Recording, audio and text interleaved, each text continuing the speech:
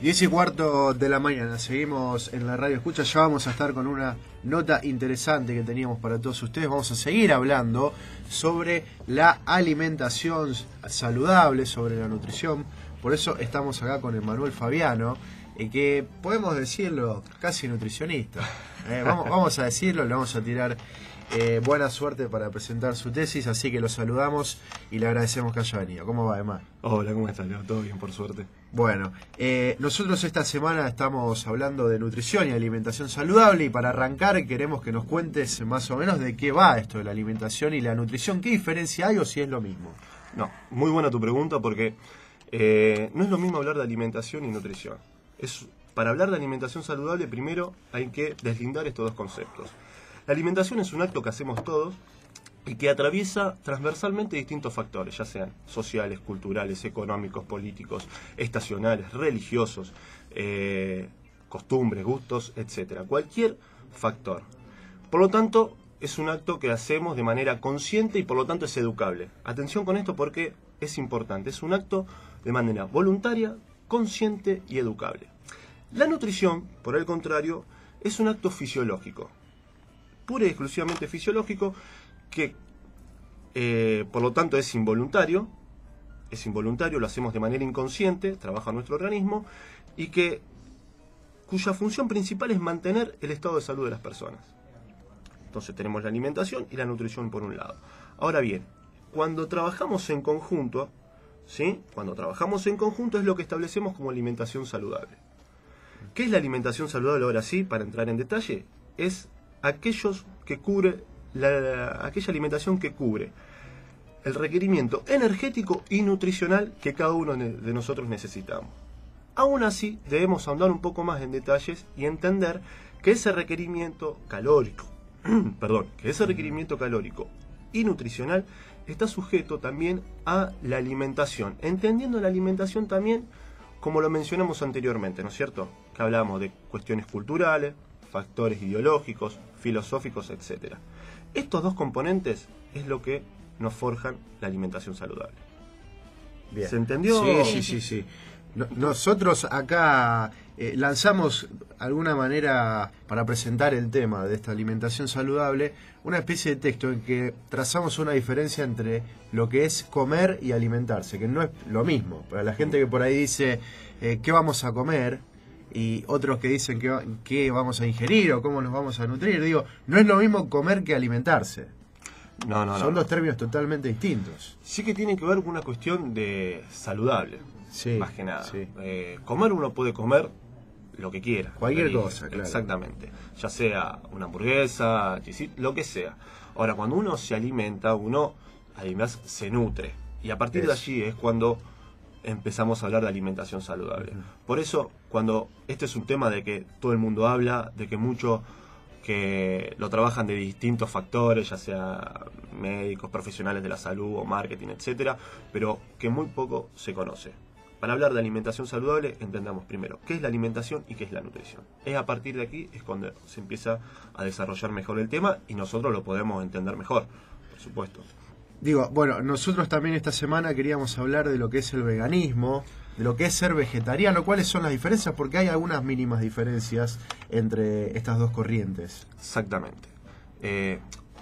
Recordaremos que cuando hablamos de alimentación tiene que ver también factores ideológicos o culturales o religiosos. Bueno, aquí exactamente es donde entran las dietas vegetarianas. Que cada uno le elige motivos X, ya sea religiosos, ya sea ideológicos o de distinta índole, hasta inclusive por una cuestión saludable. Sí.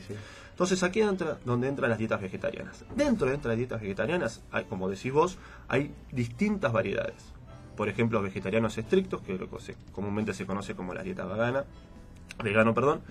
Y después tenemos dietas ovo-lacto-vegetariana, lacto-vegetariana, pollo-vegetariano, pescado vegetariano, distintas dietas. Hasta inclusive también hay desde una cultura oriental que trasciende distintos parámetros. Por ejemplo, esto no sé si habrán escuchado nombrar de las dietas macrobióticas. Sí, he esto escuchado, pero sí, por ahí, viste, no. que tiene que ver con un plan alimentario que son de 10 pasos, que va del -3 al +7, Ajá. que se dividen también en alimentos que tienen que ver con el yin y el yang, pura y exclusivamente de una cultura oriental. Ujú. Pero también dentro de la cultura occidental, sobre todo en América, hay distintas cestas, si se quiere llamar, donde trabajan este tipo de temática que tiene que ver con la alimentación exenta de alimentos animales. ¿Se entiende? Sí, sí, sí. Entonces, ahora bien, ¿qué quiero decir cuando decimos vegetarianos o veganos?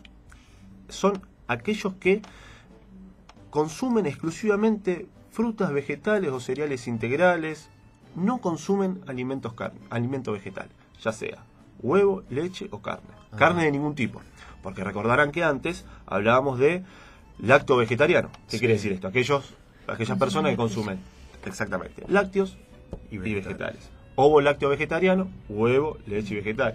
Pollo vegetariano, pollo y vegetal. El vegano solamente consume vegetales, frutas o cereales integrales, legumbres, semillas, aceites crudos, frutas secas. Esa es la diferencia. O sea, como decís vos, son mínimas, pero que su nombre, es decir, yo soy vegano, bueno, saber qué significa ser vegano. Yo elijo ser ovo lácteo vegetariano, bueno, saber qué significa ser ovo lácteo vegetariano. Ahora, no cualquiera puede hacerlo y si lo hace debe estar acompañado de la mano de un especialista. Totalmente de acuerdo, porque vos fíjate, ahora entramos un poquito más en detalle.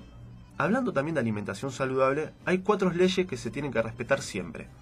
Leyes que provienen de Pedro Escudero, quien es conocido como el padre de la nutrición en América Latina, un médico argentino de la década del 20, que determinó 4 leyes fundamentales. Primer ley es la ley de la cantidad. ¿Qué quiere decir esto? El ingreso y egreso de energía. Ustedes saben que la energía que nosotros consumimos proviene de los alimentos, Claro. de los macronutrientes, hablando de carbohidratos, proteína y grasa. Macronutrientes. Después tenemos la segunda ley que tiene que ver con la calidad, es decir, la variedad de alimentos. Carne, fruta, los 6 grupos de alimentos que hay, consumirlos todos. Pero también la tercera ley habla de la armonía, que quiere decir que todos estos alimentos están armónicamente consumidos. Por ejemplo, no consumir siempre carbohidratos, no consumir siempre proteína, no consumir siempre grasa, etc. Hay un porcentaje que nosotros lo denominamos como la fórmula sintética, que nosotros lo establecemos a través de porcentaje. Y la cuarta ley es la que también engloba estas 3, pero que también hace alusión a lo que hablábamos antes de la alimentación, que tiene que ver con la adecuación. Adecuar el plan el plan alimentario a gustos, hábitos, nivel socioeconómico, si se quiere, nivel cultural, etcétera. Esa ley es fundamental porque abarca todo lo que nos venimos hablando. Entonces, en relación a tu pregunta, es muy importante que cada uno de las dietas vegana, vegetariana, ovo lácteo vegetariana que mencionamos, cumplan estas 4 leyes. Porque, insisto, estas leyes deben cumplirse siempre, independientemente de la edad, sexo o nivel fisiológico, lo que sea. Esto es importante que los oyentes entiendan que cuando alguien elige ser vegetariano, X motivo, X, tengan presente estas 4 leyes. Si no se cumplen estas 4 leyes, es muy proclive que tenga una alimentación poco saludable y por supuesto desencadenar alguna otra patología. ¿Nos podés repetir en síntesis las 4 leyes? O sea, ¿cuáles son los pasos que tiene que tomar en cuenta? Las 4 leyes de Pedro Escudero son la cantidad, que tiene que ver con un equilibrio adecuado entre el ingreso de energía y el egreso de energía. El egreso de energía entendiéndola como la actividad física. Sí. ¿Sí? La otra ley es la calidad, es decir, consumir todos los grupos de alimentos que ha habido y por haber. La tercera ley es la armonía, que tiene que ver con que este consumo de alimentos esté armónico, ¿sí? O sea, equilibrado. Y la cuarta ley es la adecuación, que debe adecuar. El plan alimentario se debe adecuar al paciente, no que el paciente se tenga que adecuar al plan alimentario. Hay una cuestión dialéctica, pero que es muy importante. Entonces, el plan del alimentario estará sujeto, básicamente, al individuo. ¿Por qué este plan alimentario? Aclararlo un poco, porque por allí la gente dice, bueno, yo quiero ser vegetariano, voy a comer únicamente vegetales, porque la carne, los animales, qué sé yo. Hay que tomar en cuenta que la carne provee nutrientes que el cuerpo no los puede producir y que por esa es la importancia de consumirlo. Pero ¿cómo tiene que compensar? Acá vos nos podrás decir, ¿cómo puede compensar esos nutrientes que no recibe de la carne si es vegetariano? Bien. Entonces, me imagino que allí está uno de los puntos que de pronto es, no sé, la armonía, Sí, muy buena pregunta, porque cuando alguien, como decís vos, elige ser vegetariano, X motivo, insisto, no voy a ponerme a poner en telejuicio a nadie, pero digo, cuando alguien elige ser vegetariano, muchas veces desconoce porque a lo mejor dice ser vegetariano porque, bueno, quiere bajar de peso. De peso, claro. Que es la típica, y que sobre todo este tipo de dietas siempre tienen correlación con la población adolescente. Sí. Por eso hay que tener cuidado con esto.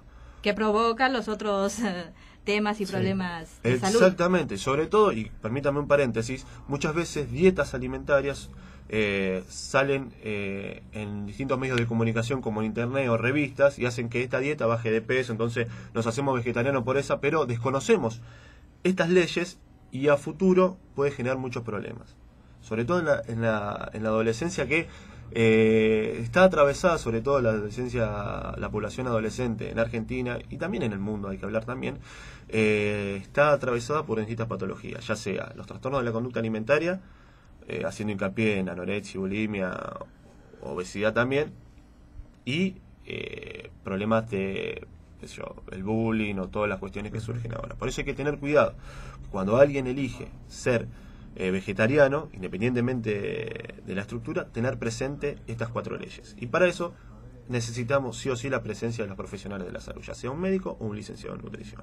¿Por qué digo? Porque vos, en relación a tu pregunta, por ejemplo, aquellos vegetarianos estrictos. Aquellos vegetarianos estrictos que no consumen carne, por ejemplo, la deficiencia puede ser en ácido fólico, en hierro o vitamina B12. ¿Qué se puede suplir? La vitamina B12 es la única que necesita suplementación. Aún así, se puede suplementar el ácido fólico o el hierro y demás. Sin embargo, las proteínas, las proteínas son muy importantes, sobre todo de aquellos de origen animal, que tienen lo que se conoce como de alto valor biológico, que son los aminoácidos esenciales, que seguramente habrán escuchado hablar. Bueno, estos se pueden suplir, pero con el conocimiento de un licenciado en nutrición, un médico. ¿Por qué? Porque hay proteínas de origen vegetal que combinadas, por ejemplo, legumbres o vegetales, puede suplir aquellos aminoácidos, porque dentro del cuerpo atraviesan procesos físico-químicos, exacto, y lo pueden suplir. Pero sin este desconocimiento es muy difícil que pueda cubrir ese requerimiento. Por eso es importante, si alguien elige ser vegetariano, que tenga conocimientos básicos. Hay gente que es vegetariana, que tiene estos conocimientos y que lo practica y que sabe lo que está consumiendo, pero tal vez algunos chicos, sobre todo, insisto, en la población adolescente, que intenta ser vegetariano por X motivo, que desconoce esto y a futuro puedes tener una problemática sanitaria. Hoy, por ejemplo, hoy una persona que se acerca a un nutricionista o que te pide consejos a vos, algunos amigos seguramente te deben preguntar algunas cosas. Digo, ¿lo hacen porque se quieren sentir realmente bien o por una cuestión de imagen? Muy buena pregunta, porque la nutrición creo que en los últimos años ha cambiado. Antes la nutrición era sinónimo de belleza. Hoy, teniendo en cuenta las problemáticas que han surgido, la nutrición ya es sinónimo de salud. Pese a que hay una hilación, porque hay la conexión entre belleza, salud, belleza, hoy aquellos que van al nutricionista quieren tener una alimentación saludable. Y hay estadísticas del Ministerio de Salud de la Nación que lo demuestran, porque la población argentina, sobre todo en la adolescente, ustedes, para que se den una idea, lo comentábamos fuera del aire, en Argentina 1 de cada 10 chicos menores de 5 años es obeso. O sea, imagínense que ya la nutrición no pasa únicamente por la belleza, sino por estar saludable. Después, si querés, podemos hablar no sé, hoy o tal vez otro día, sobre los parámetros de la belleza, cómo influyen los medios de comunicación, qué se entiende por belleza, cómo entra la nutrición dentro de ese esquema, etcétera. Pero hoy la población creo que ha tenido un cambio rústico en relación a la alimentación saludable.